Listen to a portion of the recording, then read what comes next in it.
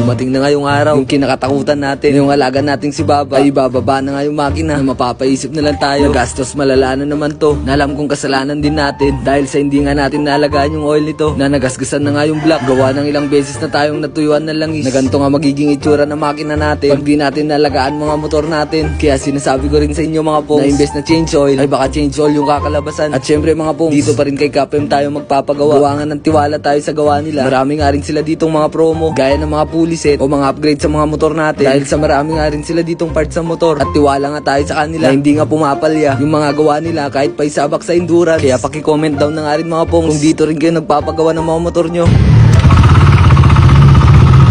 Na yung pagkaakala ko dati na yung sidings lang yung maingay, na hindi nga natin napansin na yung makina na nga pala natin yung natamaan. Na ang mas masakit pa nga dito mga pongs, ay pati nga yung sigunyal natin ay nadali.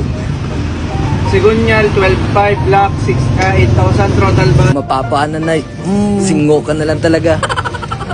Hanggang sa binabaklas na nga nila kuya yung mga dapat baklasin dahil sa ihiwalay nga nila yung makina na masakit din talaga sa mata pag tinititigan ko nga si Baba. At dahil may balak din tayo pa super stock si Baba, ito na nga rin yung araw na parang isang gastusan na lang na yung super stock na kung tawagin ay yung stock bore o yung stock stroke, na yung i-upgrade nga lang natin mga pongs ay yung cam, piston, block at yung valve spring. Masasabi kong nasulit ko na din itong makina ni Baba na ilang taon na nga din sa atin na nagagamit pang araw-araw na para maging fresh at malinisan na nga rin yung loob ng makina nito. Na nagulat nga ako nung binuksan ito na sobrang dumi nga, pati yung sa magneto natin na kaya siguro nagbabawas ng langis ay pati ito nadali ng oil seal. Report natin to kapag sobrang dumi to.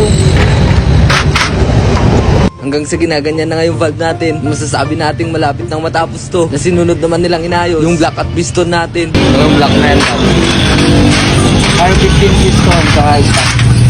Ginamitan na nga rin nila ng degree wheel para maayos nga maikabit yung block at piston natin. Na kahit nga maulan yung panahon dito mga pongs, ay tuloy nga pa rin sila sa paggawa kay Baba. Na talagang sinusukat nga nilang maayos na para pulido yung pagkakagawa. Na pinintahan na nga rin pala nila yung nangangalawang sa magneto natin. After nga nun mga pongs, sinunod naman nilang ayusin yung head natin. Na masasabi kong ibang iba na nga to sa dati. Na bagong port, bagong cam, at bago na nga rin yung valve spring. Na masasabi natin kahit stock lang, sisibak na rin to. Charis. Na pati nga yung timing gear natin mga pongs ay pinalitan na nga rin yan ng mas maganda.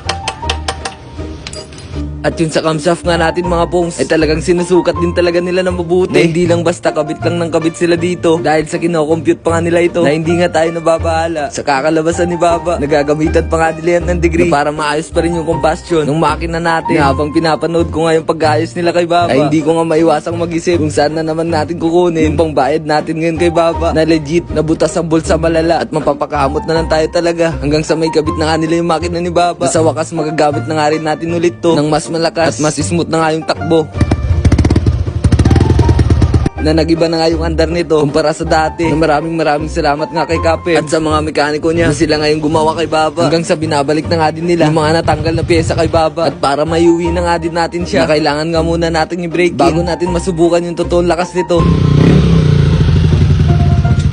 Kaya paano ba yan mga pongs? Hanggang dito na lang muna. Marami pa tayo ipapagawa kay Baba. Kaya salamat sa panonood. Hanggang sa susunod.